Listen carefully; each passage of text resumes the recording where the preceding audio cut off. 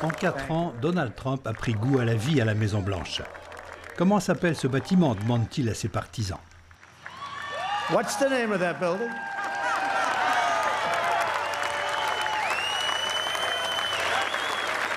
To me, one of the most beautiful buildings anywhere in the world, and it's not a building, it's a home as far as I'm concerned. Not even a house, it's a home. Qu'en pense Melania? Connaît-elle ce mot de Frances Cleveland lorsqu'elle s'apprête à quitter la Maison-Blanche après la défaite de son mari, le président Grover Cleveland, il y a 130 ans? Je veux que tout soit remis à l'identique lorsque nous reviendrons. Nous revenons dans 4 ans, jour pour jour. Car Grover Cleveland, un démocrate, est le seul président de l'histoire des États-Unis à se faire réélire 4 ans après sa défaite.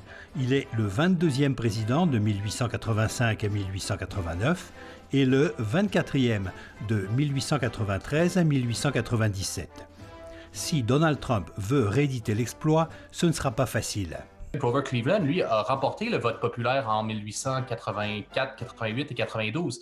Il a en fait subi le même sort que Al Gore et Hillary Clinton récemment, c'est-à-dire qu'il a perdu une élection tout en remportant le suffrage populaire. Donc, une situation très différente de celle de Trump qui, s'il devait réussir, ce qui peut paraître un peu impensable, de revenir en 2024 et de l'emporter, l'emporterait vraisemblablement encore une fois avec une minorité des voix. Donc, ça en ferait le seul candidat présidentiel finalement à avoir remporté 2 élections tout en perdant 3 élections au scrutin populaire. Grover Cleveland, c'est aussi le seul président américain célibataire à célébrer son mariage dans le Salon Bleu de la Maison-Blanche. Il épouse Frances Folsom, fille d'amis proches, beaucoup plus jeune que lui, qui sera une des premières dames les plus populaires des États-Unis. Il est l'un des rares présidents à avoir accédé à la Maison-Blanche en étant célibataire. Il s'est marié au cours de sa présidence avec une femme qui était 30 ans plus jeune que lui. Donc, effectivement, c'est quelque chose dont on se souvient. Et bon, Cleveland avait un physique assez ingrat, d'où son surnom d'ailleurs de Ugly Honest, donc qui faisait à la fois référence à son physique, mais également à sa réputation de probité.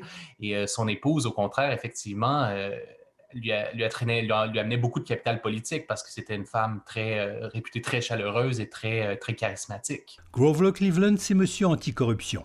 Il fait le ménage à la mairie de Buffalo, puis comme gouverneur de l'État de New York et finalement à la présidence. La chose qu'on retient de lui, c'est une réputation d'être extrêmement propre, d'être très honnête. Et ça, c'est quelque chose qui est particulièrement important à la fin du 19e siècle aux États-Unis, à l'époque qu'on a appelé le Gilded Age, une ère marquée par une grande croissance économique, mais également par une très grande corruption à l'intérieur des machines politiques. Malgré un premier mandat très positif, il perd le collège électoral à l'élection de 1888.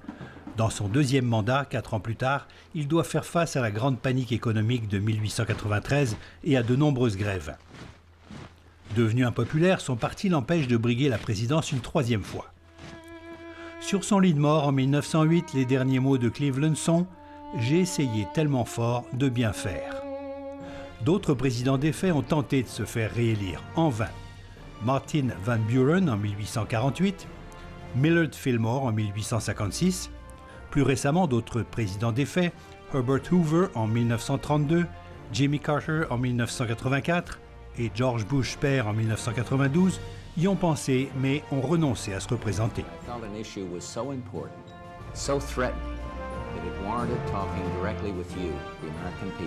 Jean-Michel Loprince, Radio-Canada, Montréal.